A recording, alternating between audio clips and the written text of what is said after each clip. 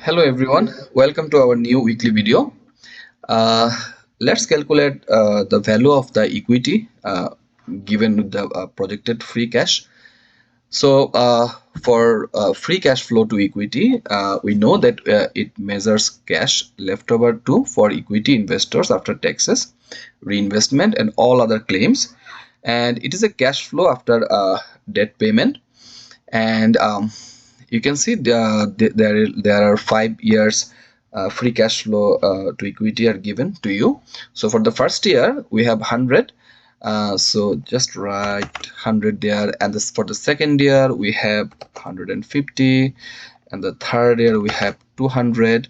But you can see at the fourth year there is a 20% of the growth. So in our third year we have 200, and now there is a 20% growth, so we multiply by 1.20 and we got our fourth year value with 20% growth is 240. And for fifth year they said again 20% growth for 4 years, right? So we have 240 at the end of the year 4, and we have again 20% growth, so we multiply it by 1.20, so we got 288 for the fifth year. And after fifth year there is a 10% growth. So if we go for the sixth year, we can just multiply 1.20, so there is 3.16.8. so for the sixth year there is a 316.8, and at the fifth year there is a 288. So we know that for the horizon value we need to on the numerator the final year cash flow. So if we work on for 5 years, our final year cash flow is 288, right? So 288 is our final year cash flow, and then with the growth rate, so we already calculate the growth rate with 10%. so if we do it again, 1.20, that should be 1.10, right, as it is at 10%. So we have 316.8, which is the value for the sixth year. So we put the value here, horizon value in year 5, 316.8, and we know that we need to divide it by discount rate minus growth rate.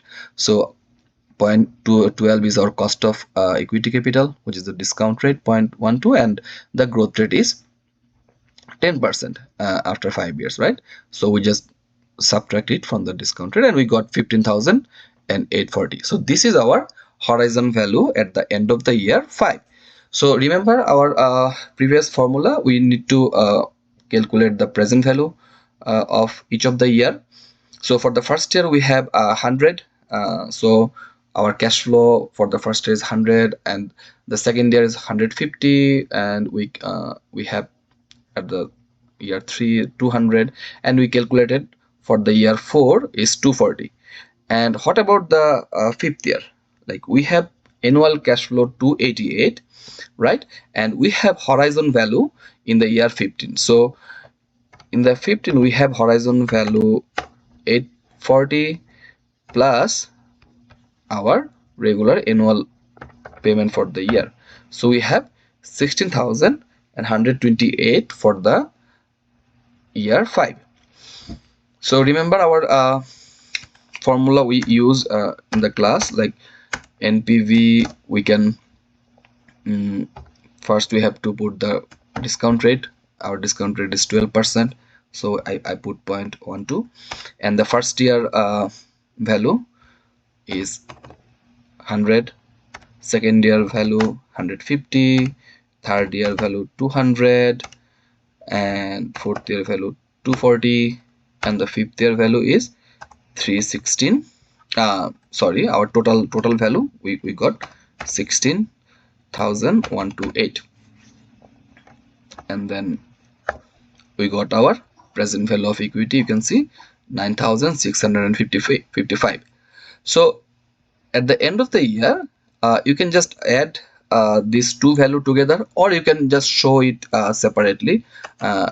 These both will give you the same result. So if you give the regular annual payment 288 and plus the horizon value 15,840, so it will give you the exactly the same result. So you can choose any formula which is convenient for you, and you can do it step by step by showing on the numerator the cash flow payment and discount it by 1.12 for the each of the year, which will ultimately give you the same value for the present value. So for the tricky part is you have to calculate the horizon value at the end of the year. For this calculation, you need to check that you are accurate in the last year, where you include the annual payment as well the terminal value for discounting it. And you can just use this NPV formula to match with your calculated results. I think it helps you to understand this situation. Still, if you have any question on that, feel free to reach me. Thank you.